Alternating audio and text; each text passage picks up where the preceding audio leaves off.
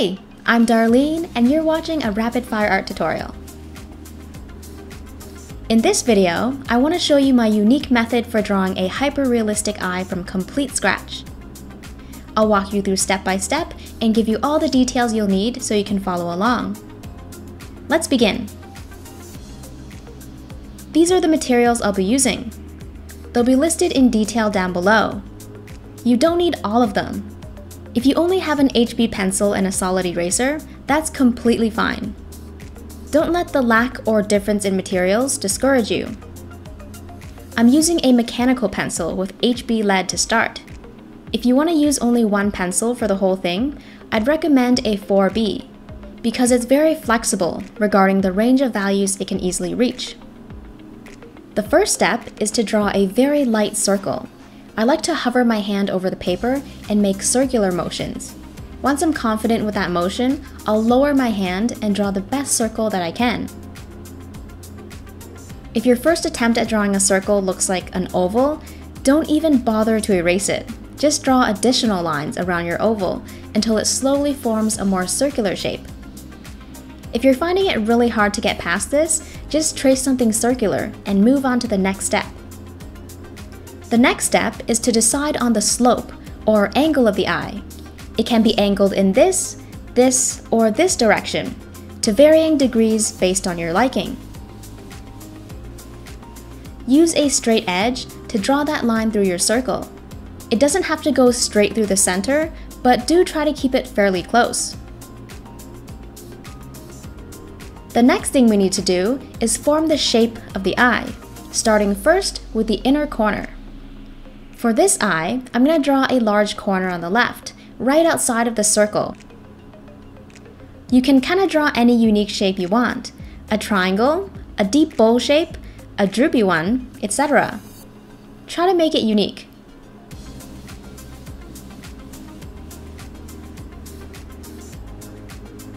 Moving on to the top eyelid. It's going to arch all the way across the circle and end at this intersection here. Just draw a stroke up, across, and then down.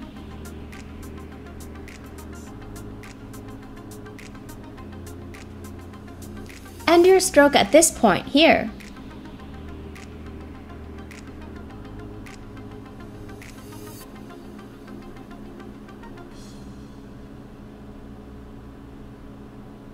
For the bottom lid, we'll need to draw a more shallow curve. Just extend this stroke naturally to the right. Angle it down slightly, and then back up again to close the loop.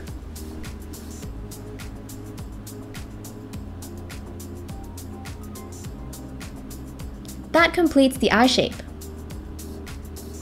But there's one more thing, and that's the upper eyelid crease. This crease forms when we open our eyes. Just use the shape of the top eyelid as a rough guide to follow along. Starting at the edge of the circle, I'm going to draw a crease that stretches all the way to the right, ending above the straight line.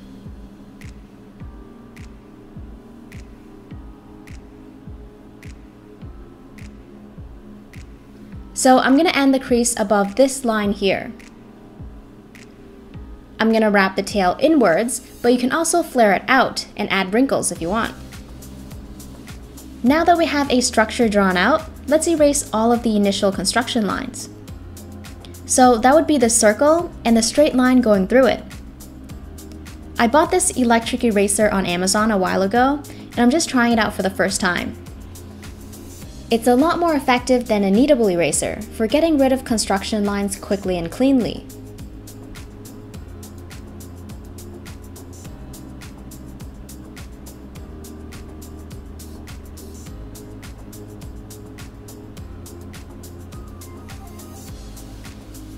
Time to draw some details in the eye. Where the inner corner of the eye opens up to the eyeball, draw a very faint, shallow curve to separate the two zones. I'm going to draw the iris next. For sizing, a good rule of thumb is for the iris to take up about 2/4 of the eye horizontally. For this measurement, I'm not including the inner corner of the eye.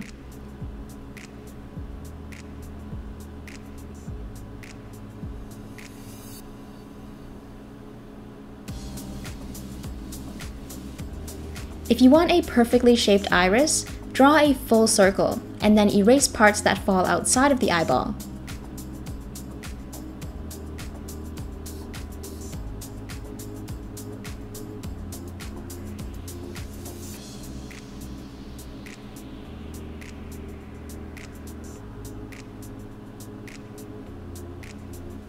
Let me just erase the top part.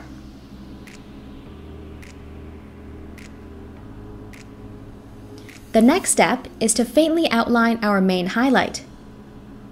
I'm going to draw a reflection from a rectangular light source, such as a light box or a rectangular window. You can choose any shape you want for this step: a circle, oval, or two rectangles on either side. You can really get creative here.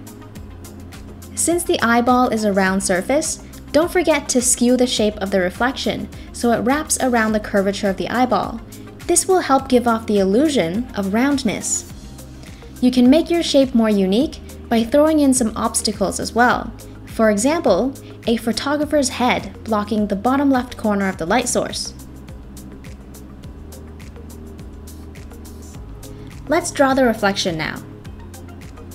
You can draw yours anywhere, but I prefer to place it inside the iris for an intense contrast after all the shading is done.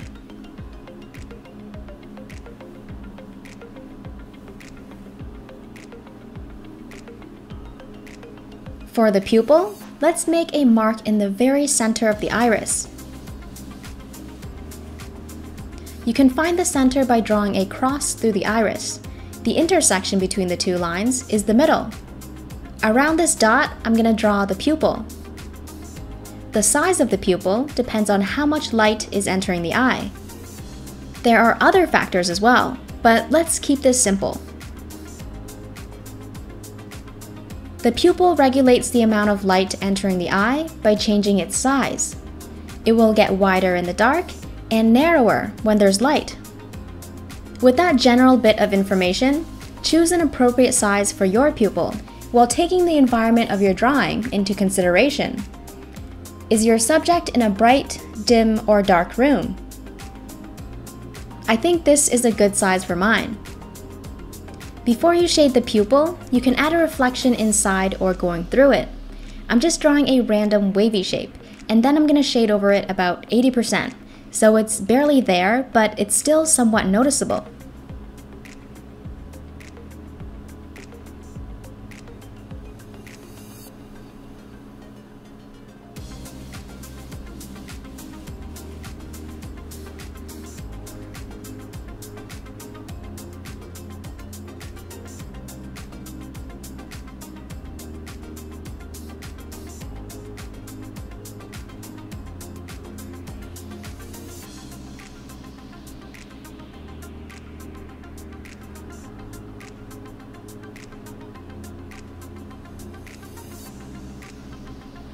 Next is the iris.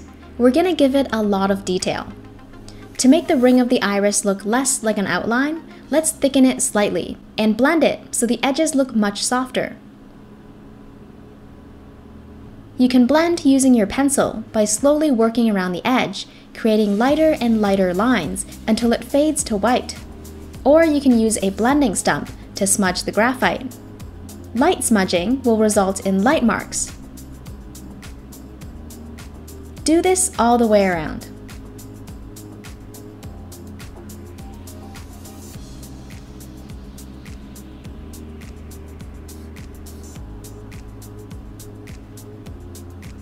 Next, we're going to shade the entire iris while keeping the highlight the lightest. We want to keep it as clean as possible. If you're drawing a light colored iris and the outline of your highlight is fairly dark, you might want to lighten it up before you start shading. Since I'm drawing with a mechanical pencil, I need to thicken the lead by holding it at an angle and scribbling until the strokes become thicker. This will help you shade more smoothly. When you shade with a pointy or thin edge, it's going to look really scratchy. It'll be very difficult to shade smoothly. Remember that thick strokes are easier to blend. Also try to keep your strokes close together for a smoother texture. Just give the iris a light shade of gray for now. It doesn't have to match the iris ring. Okay, let's think about the lighting for a bit, and how that affects the eye and where we should add shadow. Based on the reflection in the eye, we can tell that the light comes from the top right. Since the eyelid comes out in front of the eyeball, there's going to be some light blockage just below the top eyelid. Let's draw that cast shadow on the iris, since we're only focusing on the iris right now.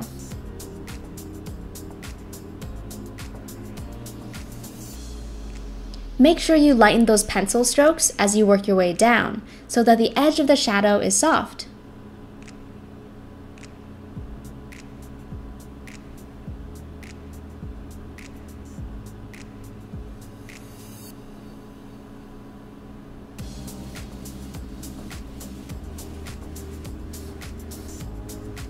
If you want the iris to be a darker color, you can shade it further. That's totally up to you.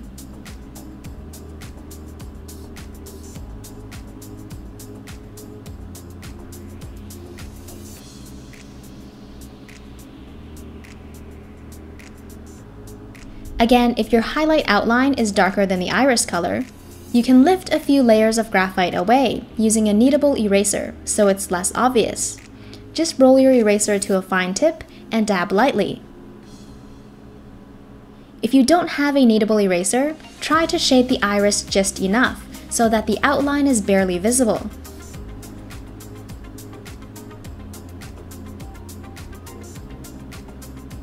Now there's no visible outline around the highlight.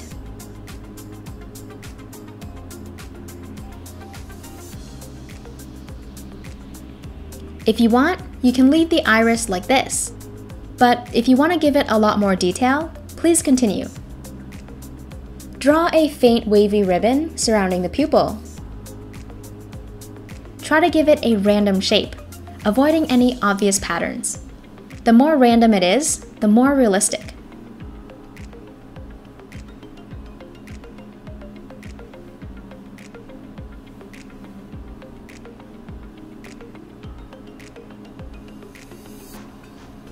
Alright, now let's add some spokes coming out from the center of the pupil. Make sure your lines radiate from the very center. It'll help to start your stroke from the center of the pupil and work your way out towards the ribbon. So instead of doing this, we're going to do this. You can vary the darkness and thickness of each line for higher realism.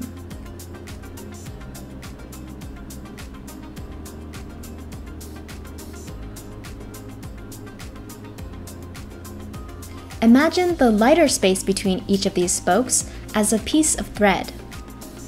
Some of them are straight, others can be curved, but what they all have in common is they generally radiate outwards from the very center of the eye.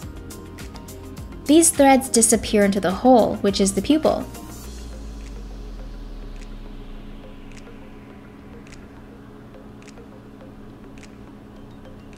So where the spokes meet the convex areas of the ribbon, the curves that jut outwards, we're going to create some shadows that give this particular part of the iris more depth, making it appear deeper.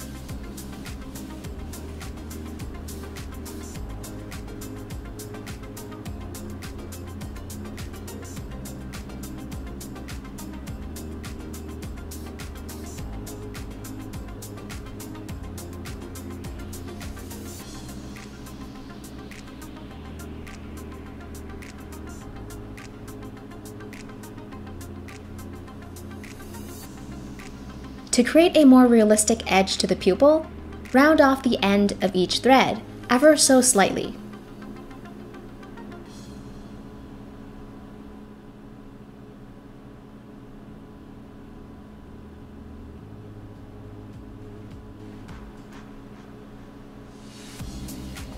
You can do this by drawing black triangles in between each thread.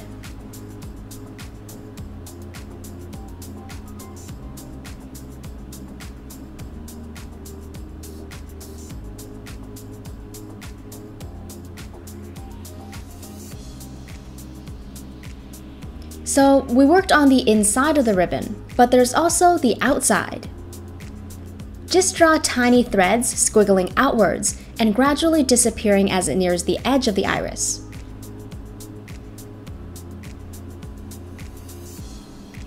While you're doing this, make sure to keep a small distance from the ribbon and give it an even amount of thickness all the way around.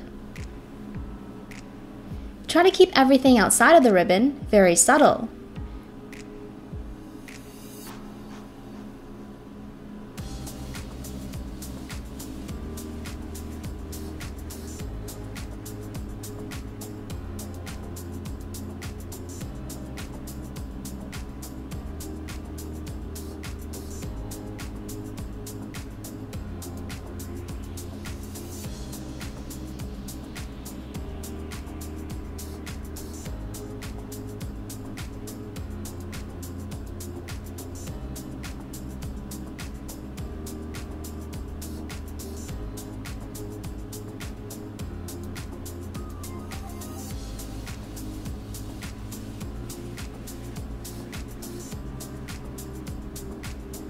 Where your thickest, most prominent threads intersect with the ribbon, join the two sections together to form a vein-like structure.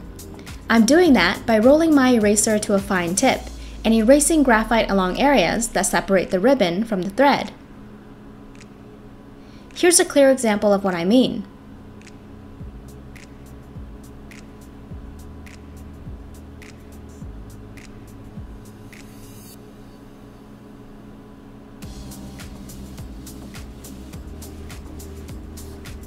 Once all the threads are drawn, you can randomly darken the spaces in between to add depth to your iris.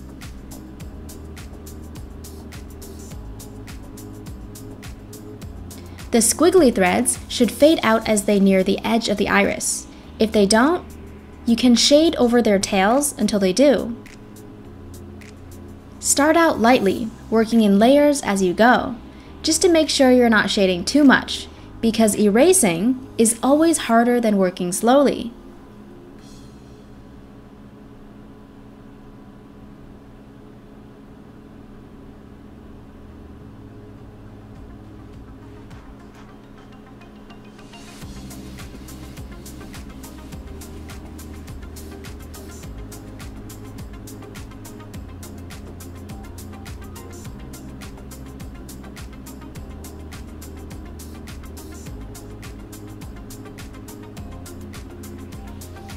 If you're happy with your iris, move on to the next step.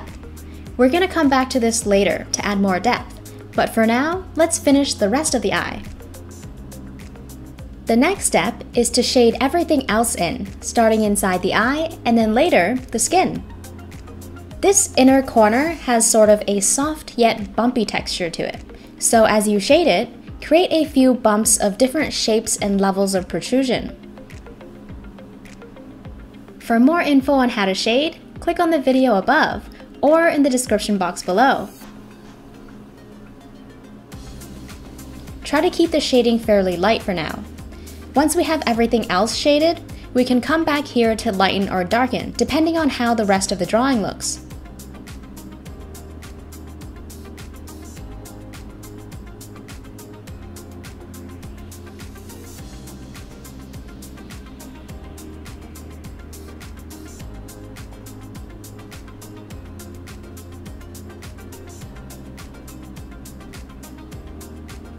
The eyeball looks very flat right now because it's a single shade of white.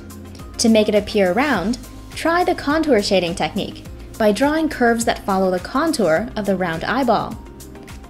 I'm just creating shallow curved strokes along the eyeball.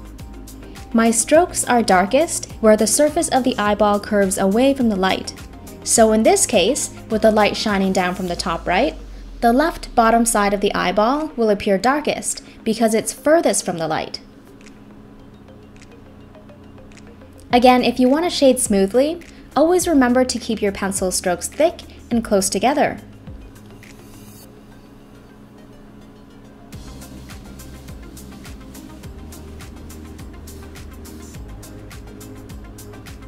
Surfaces that face the light directly will be the lightest. Overall, the right side of the eyeball will appear brighter than the left side because the light is coming from the right.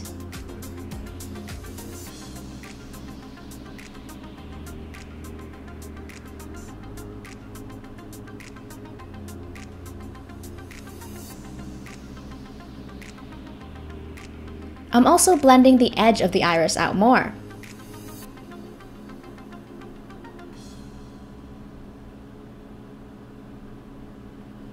You'll notice that I'm completely shading in the eyeball, leaving the rectangular reflection as the only thing that's white. This will make it pop out like crazy.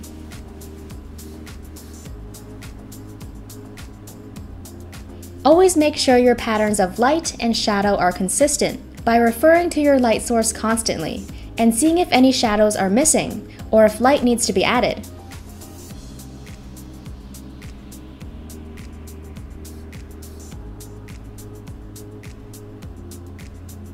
Remember when we added a cast shadow right here because the eyelid was blocking light from reaching the eyeball?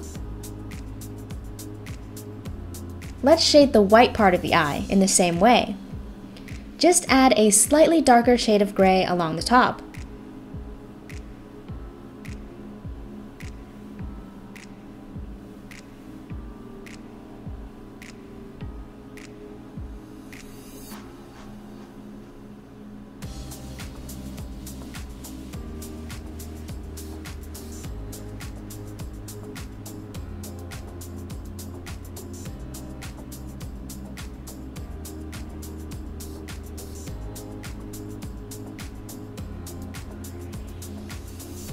Okay, we're done shading inside of the eye for now.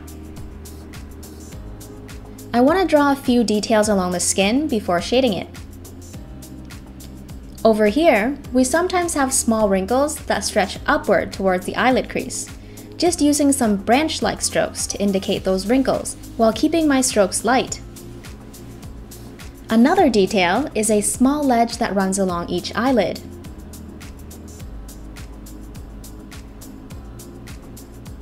In real life, there are no lines to indicate the edge, just a slight difference in skin color. So when you draw this line, please keep it as faint as possible. The more the top eyelid comes down or closes, the less we'll see of the upper ledge. Let's use the contour shading technique to shade the skin. Just follow the shape of the eyelid or the crease and fill in the skin color slowly. So instead of shading in this direction, we're simply going to follow the eyelid shape.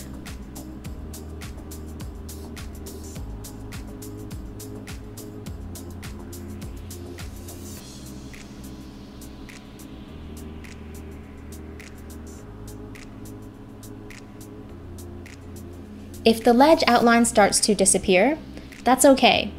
You don't want it to be too obvious, but you also still need to see that it's there. It's going to help us later on when we draw the eyelashes.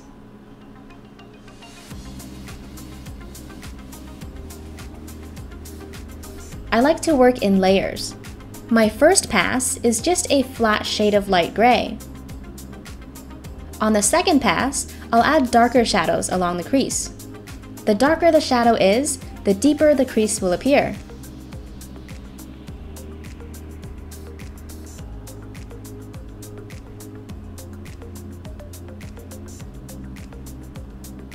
To stay consistent with patterns of light, I'm shading the right side lighter than the left because my light source comes from the top right side.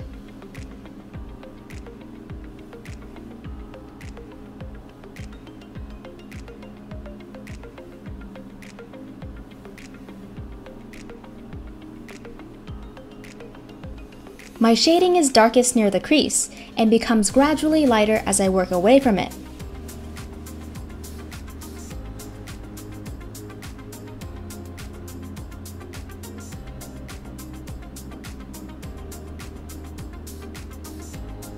Same contour shading technique down here.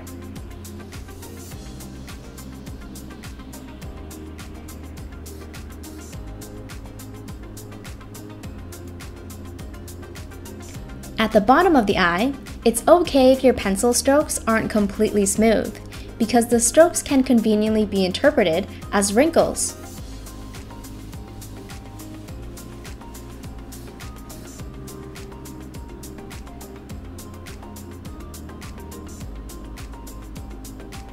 Directly under the ledge, I'm going to shade the skin a little bit darker. This will make the bottom of the eye appear less flat.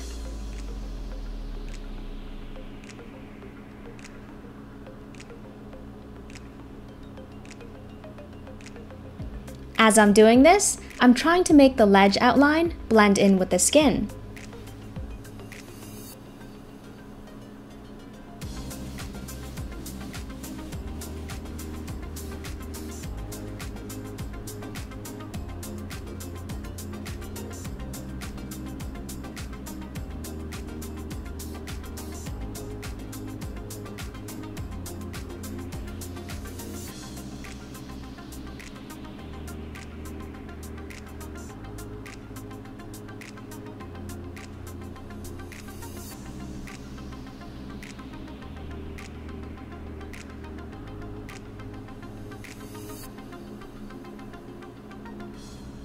This part is optional, but I'm adding a few wrinkles under the eye, using strokes that are sort of disconnected. The darker the stroke, the deeper and more unrealistic it will appear.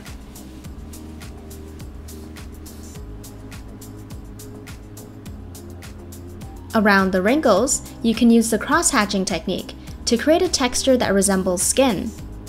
Just draw subtle strokes that go in all sorts of directions.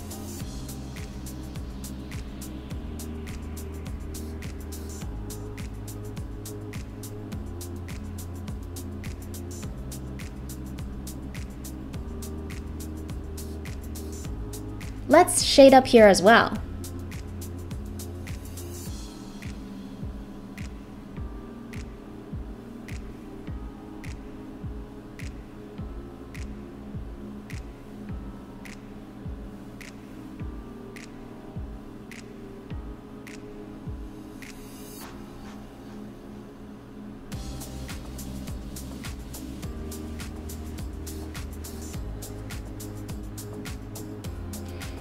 And then along the crease, I'm darkening the graphite, making it gradually lighter as I move away from the dip. This will make it look like an actual crease, instead of just a line on the drawing.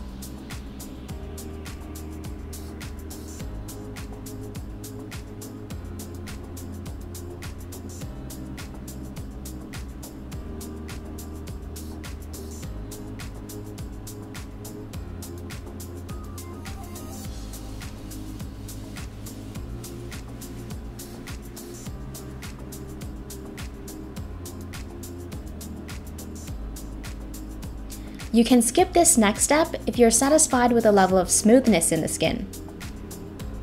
It will remove a small layer of graphite, making your drawing appear a little bit lighter, so beware.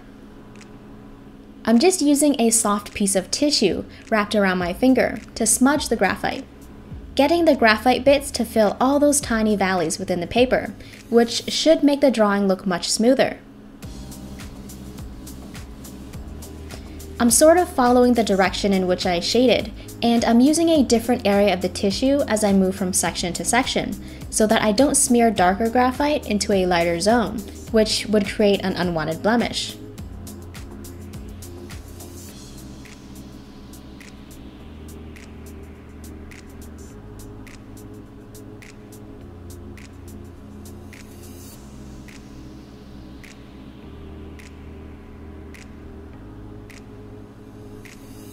I'm also avoiding everything inside the iris because I don't want any of those details to be blurred and to keep that reflection clean.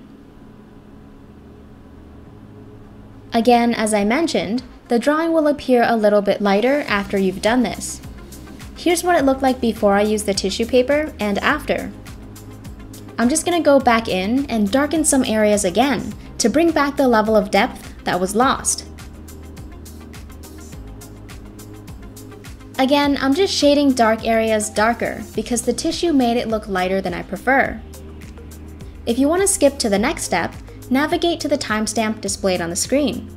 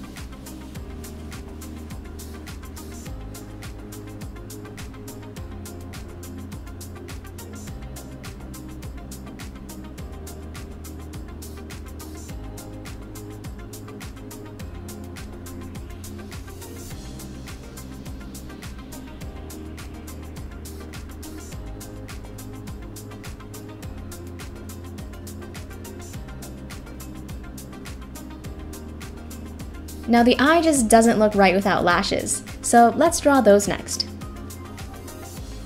So the way I draw lashes is I draw 3 on each lid to start, each pointing in a different direction, like so.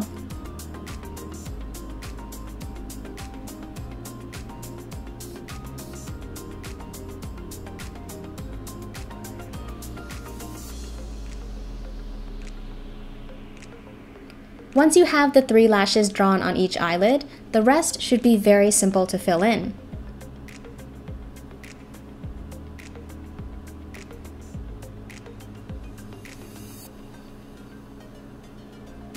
If you're having a little difficulty picturing the lash in 3D, you can think of each lash as the letter J.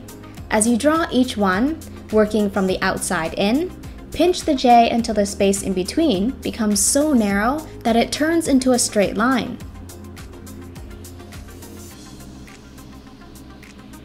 Now, if you want to be safe and plan out the shape and position of each and every lash, you can do so by drawing them in very lightly, so they'll be easy to erase. This step is best done with the pointiest edge of a thin mechanical pencil. Mine is a 0.5 millimeter.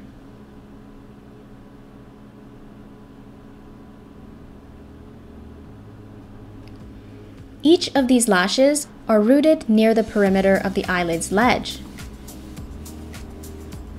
Try to keep your lashes close to that, but avoid drawing them like a row of perfectly planted crops because these hairs grow in a more random fashion. Here's a clear example of what I mean.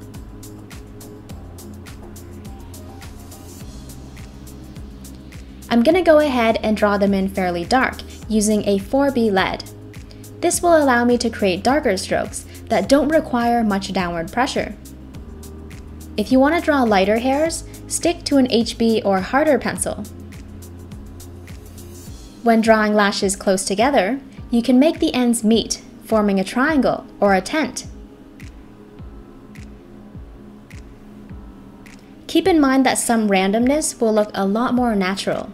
Some lashes do grow in random directions, so it's good to toss in a few that deviate from the majority. So instead of drawing all the lashes in a boring, predictable pattern, create some randomness, like this example.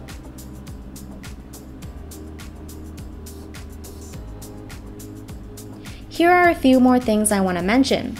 The bottom lashes are usually much shorter and thinner than the top, and lashes closer to the inner corner of the eye, whether they're on the top or bottom, are the shortest and thinnest of them all. When you're drawing lashes on females, don't forget that you can give her mascara. For anyone who isn't familiar with mascara, it's a thick black liquid that you can apply to your lashes to make them appear thicker and fuller. Now I know some of you like to watch the whole process, so I'm not going to cut this part short. If you want to go to the next step, please forward the video to the time indicated on the screen.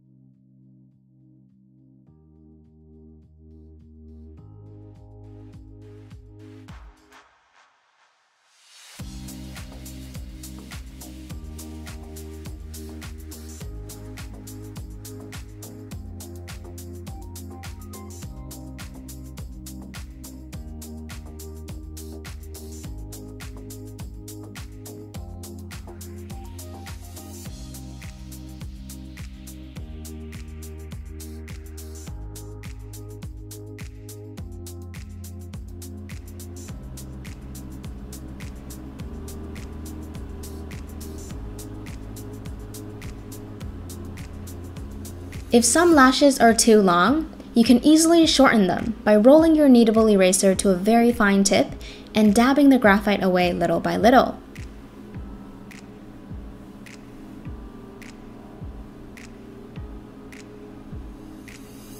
Okay, I'm done with that. Now, since I added a new element to the drawing, lashes, I will need to include a few small details resulting from that addition. With these new lashes growing out of the skin texture may look slightly different than before. What do I mean by that? Sometimes a bump may form at the root of a hair. Here's a really exaggerated example of what I mean. Some people may have larger bumps than others, and some none at all, from my observation. So if you want, you can follow me with this step or skip it completely. It's up to you. Such bumps will create shadows, no matter the size. Let's shade the bumps along the root of each eyelash.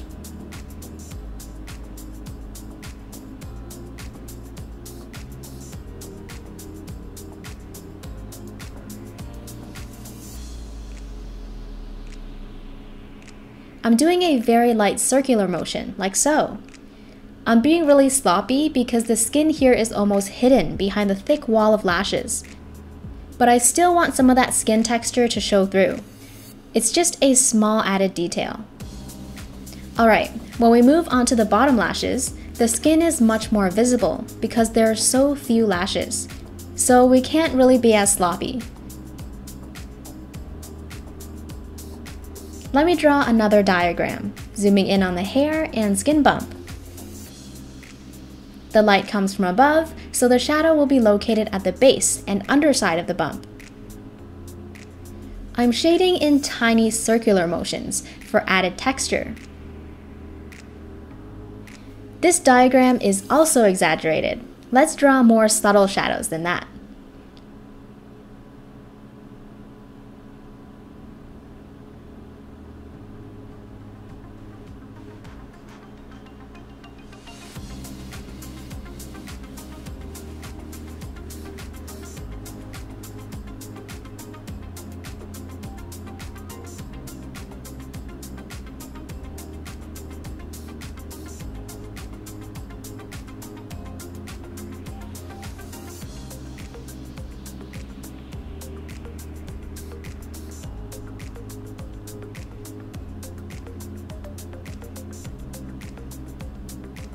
Just deepening these wrinkles by making them darker.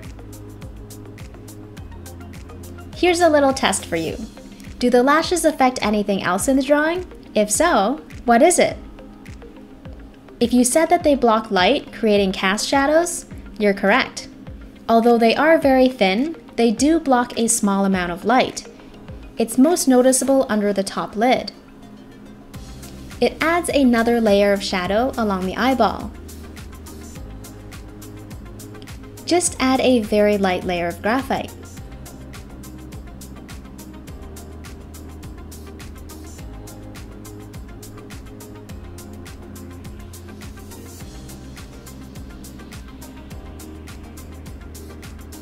Since we're working around this area already, let's add a bunch of lash reflections at the top of the rectangular highlight. It's just a mirror reflection of what's above. I'm drawing short lines and very deep U-shapes.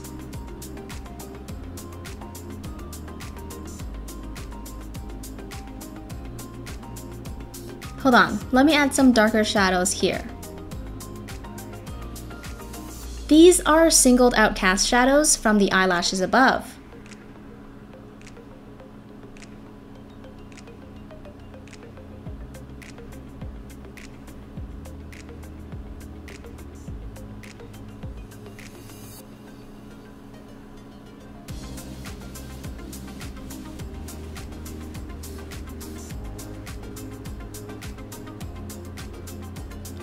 The next and very last step is to make the drawing pop out of the page. Take a step back or a few steps from your sketchbook and look at where you could darken or lighten the eye. This step is super fun, but you have to make sure that your eye is fully or almost fully shaded in order for this step to really make a difference. especially if your paper is white. There shouldn't be too much paper color showing through. If there is, try to shade a light layer of graphite over the area. I'm still using the 4B lead. Just gonna go over the darkest areas and deepen those values further to create a higher contrast. In other words, I want to create a bigger difference between dark and light. Just going in and making dark areas darker than they were before. This gives the drawing more depth. If you're using an HB pencil for this, it might be difficult to create these dark values because the pencil is meant for lighter work. If your paper starts to become wrinkly due to all the friction, it's probably a good idea to leave it at that. I'm not going to narrate this because I'm just amplifying dark values, so if you want to skip to the next step, navigate to the timestamp displayed on the screen.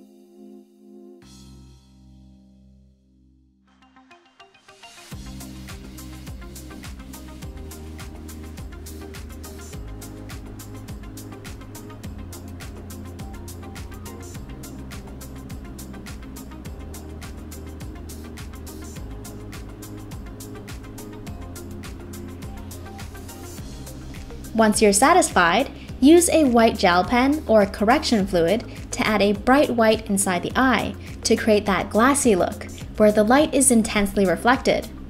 Aim for areas that are especially wet. Here I'm going along the edge of where the bottom eyelid touches the eyeball. There's always an extra bit of fluid around here. Smooth, wet surfaces reflect a lot more light than dry, matte ones.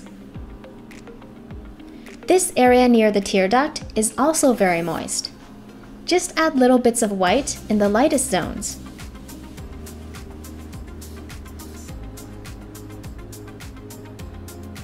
Just gonna use this gel to increase the size of the main highlight and clean up some of those eyelash reflections. I'm not gonna color the whole thing white because it's good to have some slight variation in value. It's very rare for a large area to be completely white, or on the other hand, completely black.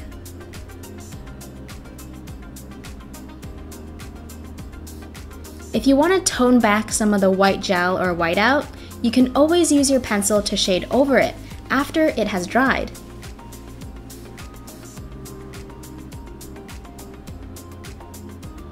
If you don't have a white gel pen, pencil, crayon, or correction fluid, just use your eraser to lighten these zones as much as you possibly can.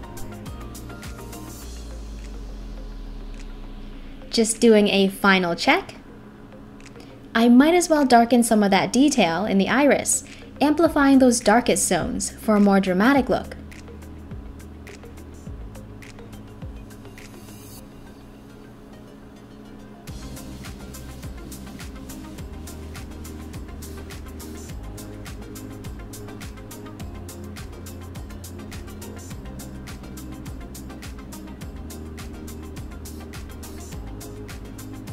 Let me show you the difference. Here's the iris before and after. It looks a little deeper.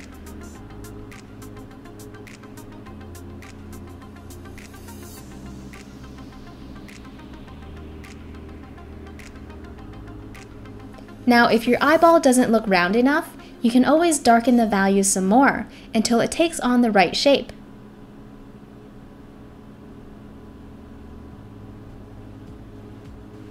Just remember to keep the value transition very gradual. A hard edge, such as this, may break the illusion of a round surface. For more info on how to shade, click on the video above or in the description box below. Alright, I hope you guys enjoyed that and found it easy to follow. If you did, please give the video a thumbs up and let me know how it went for you in the comments. Also, if you have any questions, I'd be happy to answer them. Thanks for watching, and don't forget to subscribe to my channel and hit the bell icon to get notified every time I post a new video.